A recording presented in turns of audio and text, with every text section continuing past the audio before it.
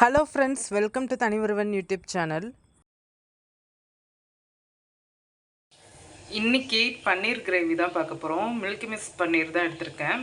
அழகாக க்யூபாக இருக்குது. நம்ம இதை அப்படியே கட் பண்ணிக்கிறலாம். அழகாக ஒரு பெரிய க்யூபாக இருக்குது. இதை நம்ம கட் பண்ணிக்கிறலாம். அழகாக குட்டி குட்டி க்யூபாக கட் பண்ணிக்கிறலாம். கேப்சிகம் வந்து கட் பண்ணியிருக்கேன். ஒன்று வந்து பெரிய சைஸ் கேப்சிகம், ஒன்று சின்ன சைஸ் கேப்சிகம். பன்னீரே இந்த மாதிரி பீஸாக கட் பண்ணியிருக்கேன். 500 கிராம்ஸ் எடுத்திருக்கேன். பேனு ஹீட் ஆக ஆரம்பிச்சிருச்சு. இது ஆயில் சேர்த்துட்டு நம்ம வந்து ஃபஸ்ட்டு நான் கேப்சிகம் ஃப்ரை பண்ணிக்குவேன். எனக்கு அந்த ஃப்ரை பண்ண கேப்சிகம் வந்து ஒரு டேஸ்ட்டாக இருக்கும் குழம்புல போடுறது அப்போ. அதனால் ஃபஸ்ட்டு அதை நான் ஃப்ரை பண்ணி எடுத்துக்க போகிறேன். ஒரு டேபிள் ஸ்பூன் அளவுக்கு ஆயில் போட்டிருக்கேன் கேப்சிகம்க்கு. இது ஃப்ரை பண்ணதும் நான் வந்து மற்ற பன்னீர்லாம் ஃப்ரை பண்ணிவிட்டு மறுபடியும் ஆயில் சேர்க்கணும். பேன் நல்லா காஞ்சிருச்சு. எண்ணெயை ஊற்றி நல்லா இது பண்ணவும் கொஞ்சம் ஹீட்டாக ஆரம்பிச்சிருச்சு. நம்ம வந்து கேப்சிகம் வந்து ஆட் பண்ணிக்கிறோம். கேப்சிகம் வந்து ஆட் பண்ணியாச்சு. இதை மட்டும் நம்ம ஃப்ரை பண்ணி எடுத்துக்குவோம். அது நல்ல ஒரு டேஸ்ட்டாக இருக்கும்.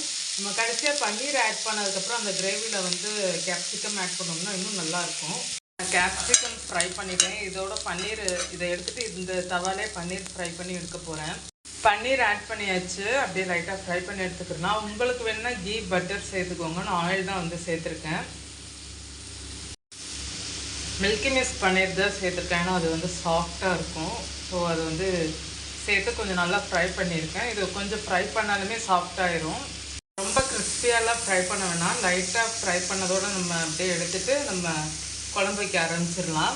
இப்போ ஒரு கடாய் வச்சுருக்கேன். இது ஹீட் பண்ண ஆரம்பிச்சிட்டேன். இதில் எண்ணெயும் வெங்காயமும் சேர்க்க போகிறோம்.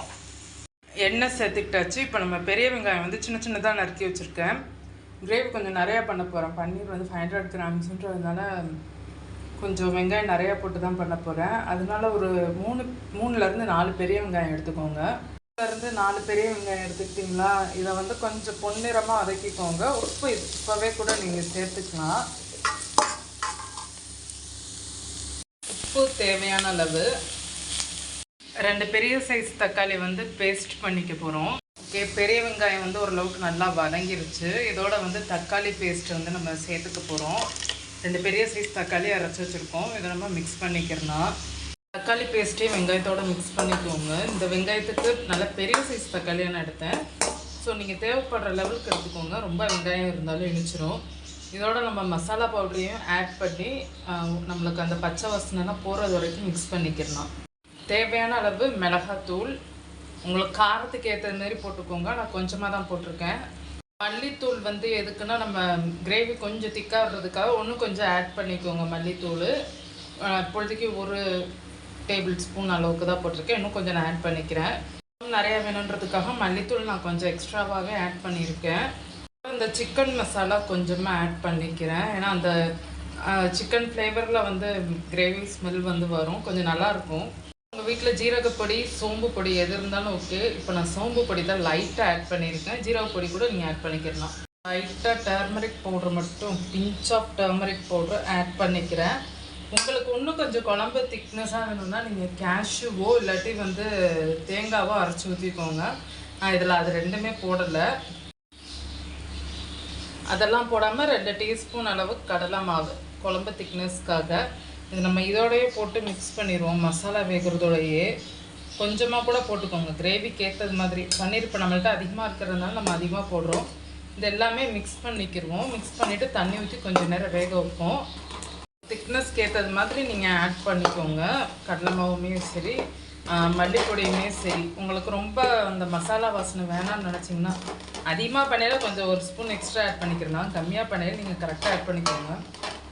இதோட நம்ம கொஞ்சமாக தண்ணி விட்டுக்குவோம். இந்த மாவுமே இந்த மசாலாவோட வந்து உங்களுக்கு நல்லா மிக்ஸ் ஆயிடுச்சு. நான் வந்து கொஞ்சம் குழம்புக்கு அந்த சட்டி கிட்ட வரைக்குமே தண்ணி நல்லா ஊற்றிட்டேன். ஏன்னா எனக்கு வந்து இந்த மசாலா வாசனை கொஞ்சம் போகணும். அதோட பன்னீரும் கேப்சிகமும் போட்டு ஒரு 1 நிமிஷம் வேக வைக்கணுன்றதுக்காக. ஸோ நீங்கள் உங்களுக்கு ஏற்றது மாதிரி நீங்கள் குழம்புக்கு தண்ணி ஆட் பண்ணிக்கோங்க. வீட்டில் நிறைய பேர் நல்லா குழம்பு ஊற்றி சாப்பிட்டோம்னா தண்ணி அதுக்கு ஏற்றது மாதிரி ஆட் பண்ணிக்கிறலாம்.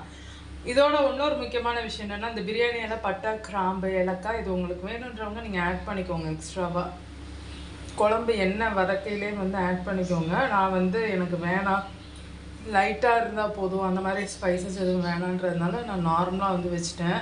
ஆனால் பிரியாணியில் பட்டை இதெல்லாம் வந்து லைட்டாக நீங்கள் அந்த வெங்காயம் போடுறதுக்கு முன்னாடி போடையில் இன்னும் கொஞ்சம் ஃப்ளேவர் நல்லாயிருக்கும். இந்த குழம்புக்கு நீங்கள் கோகோனட் ஆயிலில் வந்து ட்ரை பண்ணி பாருங்கள், இன்னும் சூப்பராக இருக்கும் கிரேவி. நான் வந்து எல்லாத்தையும் வந்து வச்சுட்டு போனதில் வந்து குழம்பு மசாலா ஸ்மெல்லாக போயிடுச்சு. இதில் நான் வந்து பன்னீர் ஆட் பண்ணும், கேப்சிகம் ஆட் பண்ணி ஒரு 1 மினிட் போதும். இது நல்லா கொதிச்சிருச்சு. இப்போ இதோட நான் வந்து பன்னீர் கேப்சிகம்லாம் ஆட் பண்ணி நல்லா கொதிக்க வச்சுக்கிறலாம்.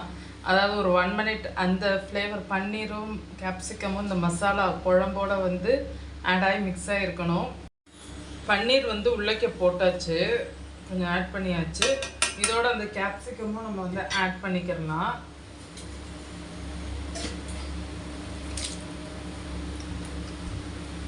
ஆட் பண்ணி கரெக்டாக 1 நிமிஷத்தில் நீங்கள் வந்து அடுப்பு ஆஃப் பண்ணிடுங்க.